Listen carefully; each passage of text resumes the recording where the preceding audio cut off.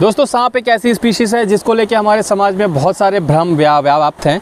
हमारी team snake saver team एजियन ने अपनी एक मुहिम शुरू की है जहां पे हमने एक श्रृंखला जो है वो हम लेके आए हैं आप लोगों के सामने, जहां आपके सवाल होते हैं और हमारे जवाब होते हैं। उसी श्रृंखला का ये चौथा एपिसोड है। और दोस्तों एक जानकारी और ये मतलब आपके साथ बांटनी थी कि ये जो हर हफ्ते में आया करता था सवाल जवाब का जो ये सीरीज़, वो अब 2 हफ्ते में एक बार आएगा। इसका रीज़न दोस्तों ये है कि हम चाहते हैं कि आपके सवालों के जवाब जो हैं वो हम एक्सटेंसिव तौर पे दें, वो हम थोड़ा सा और डिटेल तरीके से दें और ज़्यादा सवालों को शामिल करें, जो कि हर हफ्ते नहीं हो पाता। तो अब ये 2 हफ्ते में एक बार आएगा। आइए स्टार्ट करते हैं आज का एपिसोड।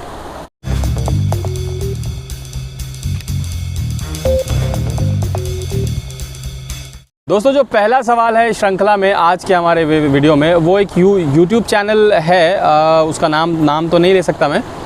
उन्होंने ये सवाल किया है कि स्नेक बाइट के बाद कितना समय लोगों के पास होता है।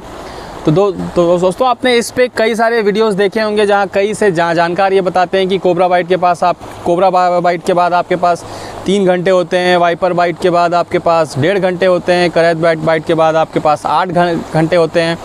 मेरा आपसे हाथ जोड़ के निवेदन है कि इन सब बातों पे बिलीव ना करें, बिल्कुल ना करें। गलत है, ये साइंटिफिकली रॉन्ग है। बिकॉज कोई भी एक्सपर्ट ये नहीं बता सकता कि जब सांप आपको बाइट करता है तो वो कितने अमाउंट में जहर इंजेक्ट कर रहा है।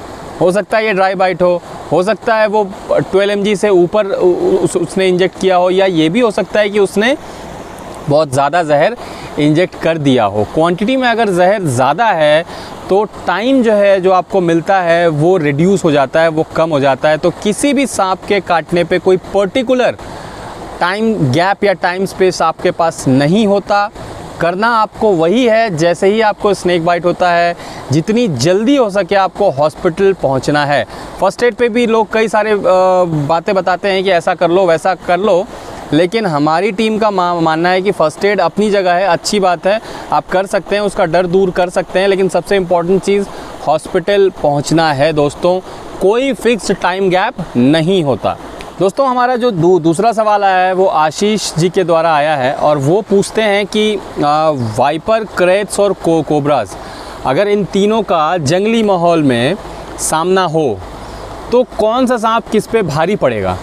दोस्तों एक बात आपको यहाँ पे समझनी होगी कि वाइपर्स जो होते हैं वो सबसे कमज़ोर सांप होते हैं, कमज़ोर प्रजाति के सांप होते हैं। कमज़ोर का मतलब ये बिल्कुल नहीं समझें आप कि वो उनमें जो है इंसान को मारने की क्षमता कम होती है। उनका जहर बहुत कॉम्प्लिकेटेड होता है, उनके फैंग्स बहुत बड़े होते हैं, लेकिन उनके जहर के ख़िलाफ़ कुछ ऐसे सांप हैं जिन्होंने थोड़ी बहुत इम्यूनिटी पैदा कर ली है। इतना ही नहीं, बॉडी अगर आप शारीरिक बल की बात करें, ताकत की बात करें, तो वहाँ भी वाइपर जो हैं वो बहुत वीक स्पीशीज़ होते हैं compare to cobras and kraits. इसलिए कई बार नेचर में ये देखा गया है कि क्रेट्स जो हैं वो वाइपर्स को खाते हैं, कोबराज भी जो हैं वो वाइपर्स को खा जाते हैं। अच्छे फुल साइज़ के वाइपर्स को भी ये खा जाते हैं। दोस्तों आज का तीसरा सवाल आशीष गुप्ता जी ने पूछा है और ये पूछते हैं कि अगर कोई सांप हमें काट ले और हम अनअवेयर हों, हमको पता ना चले, उस कंडीशन में एंटीवेनम कैसे लगाएंगे या कितना लगाएंगे। तो सबसे पहले तो ये बता दिया जाए कि अगर कोई भी सांप आपको काटता है, चाहे कितने भी छोटे उसके फैंग्स हों, ऐसा नहीं हो सकता कि आपको पता ना चले। पता ज़रूर चलेगा आपको। हाँ, ये अलग बात है कि अगर आप बहुत गहरी नींद में हैं और छोटे फैंग वाले किसी सांप ने आपको काट दिया तो आपको ऐसा लगेगा कि किसी कीड़े ने काट दिया। लेकिन 10 से 15 मिनट के अंदर अंदर आपको जो प्राइमरी सिम्टम है, जो पहले सिम्टम हैं, वो दिखने शुरू हो जाएंगे। तो ऐसा नहीं हो सकता कि आप कम्प्लीटली अनअवेयर रहें और इसी स्थिति में आपकी जान निकल जाए। ऐसा नहीं हो सकता। आपको पता ज़रूर चलेगा।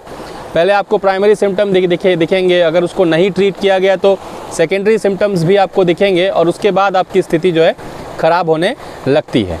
अगर आप सही समय रहते हॉस्पिटल पहुंच जाते हैं तो डॉक्टर्स आपको एंटीवेनम जो है आपके सिम्टम्स को देख के ही दे देंगे। सिम्टम्स केवल ये नहीं बताते कि कौन से सांप ने आपको काटा है, सिम्टम्स कई बार ये भी बताते हैं, सिम्टम कितने ज़्यादा सीवियर हैं उससे ये भी पता चलता है कि सांप ने किस क्वांटिटी में, एग्जैक्ट नहीं लेकिन किस क्वांटिटी में जहर इंजेक्ट किया है और उसके हिसाब से एंटीवेनम को एडमिनिस्टर करना होता है।